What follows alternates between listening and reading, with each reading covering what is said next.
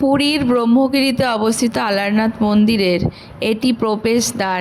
এই দরজা দিয়ে মেন মন্দিরে যাওয়া যায়। এইখানে রাস্তা ক্রস করার পর এইভাবে মন্দিরে পৌঁছাতে পারেন। ভেতরে এইভাবে তিনটি পুরীর মেন জগন্নাথ মন্দিরের আদলে তৈরি মন্দির আছে, যেখানে প্রচুর ভক্ত সমাগম হয়।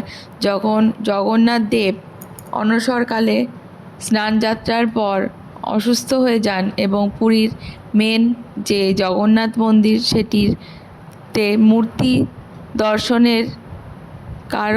দর্শনের জন্য যখন যান ভক্তরা, তাকে দেখতে পান না এবং বিশ্বাস করা হয় এই আলারনাথ মন্দিরে তিনি বিরাজ করেন। এই মন্দিরের গায়ের কিছু ভাস্কর্য এবং শিল্পকর্ম আপনারা ভালোভাবে দেখতে পারবেন এই ভিডিওটিতে। দেখুন কত সুন্দর এবং কত শৌখিন কাজ। ইনি হচ্ছেন আলারনাথের মন্দিরের ভেতরে এটি প্রবেশদ্বার। এরপর মেন মন্দিরে ঢোকার পর এইভাবে বিভিন্ন মূর্তি অঙ্কিত আছে দেয়ালে।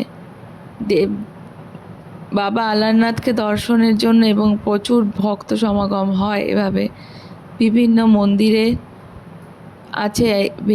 মেন মন্দির চত্বরে বিভিন্ন মন্দিরও আছে এরকম। এইখানে কোণারকের একটি চাকার সামনে অলারনাথ দেবের ছোট্ট একটি মূর্তি রাখা রয়েছে, যেখানে ভক্তরা বসে থাকেন। এটি হলো মহালক্ষ্মী মন্দির। এখানে পিছনে একটি জায়গা আছে বিশ্রাম করার জন্য। এখানে একটি নৌকা, পুরনো দিনের নৌকা বা পালকি জাতীয় একটি বিচিত্র জিনিস রাখা রয়েছে। এখানে ছবিতে অলারনাথ দেবের ফটো রাখা রয়েছে, নিচে জগন্নাথ বলরাম সুভদ্রাকে ঢেকে রাখা হয়েছে। এইখানে মহালক্ষ্মী মন্দিরে অনেকে পদ্মফুল অঙ্কন করেন এবং এভাবে তুলসী পদ্মফুল দিয়ে পূজা দেন। এইটি হলো শ্রী জগন্নাথ দেবের দেহের বিভিন্ন অংশকে এই পাথরটি দ্বারা বর্ণনা করা হয়। জগন্নাথ দেবকে দর্শন করতে না পেরে যখন শ্রী চৈতন্যদেব এখানে এসেছিলেন, তিনি এইভাবে বিলীন হয়ে গেছিলেন। তাই এই পাথরটিকে ধরা হয় যে তার দেহের বিভিন্ন অংশ। এই জায়গাটি খুবই পবিত্র। এইটি হলো বিভিন্ন দিকের ভিউ পয়েন্ট। ইনি হলেন মহালক্ষ্মী।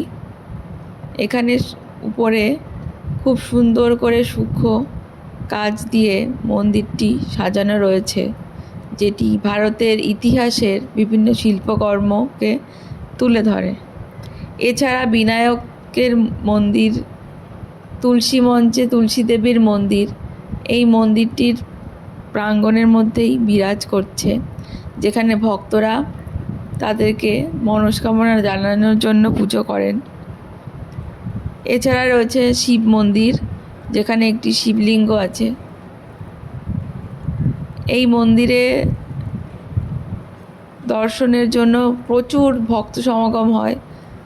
এই কুয়োটিতে জল তুলে সামনে রান্নাঘরে রান্না করা হয়। এছাড়া এই মন্দিরের ঢোকার মুখে একটি মঠ মতো আছে, যেখানে শ্রীকৃষ্ণ সংকীর্তন মঠ, যেখানে গৌরাঙ্গদেব সাথে রাধাকৃষ্ণের মূর্তি আছে।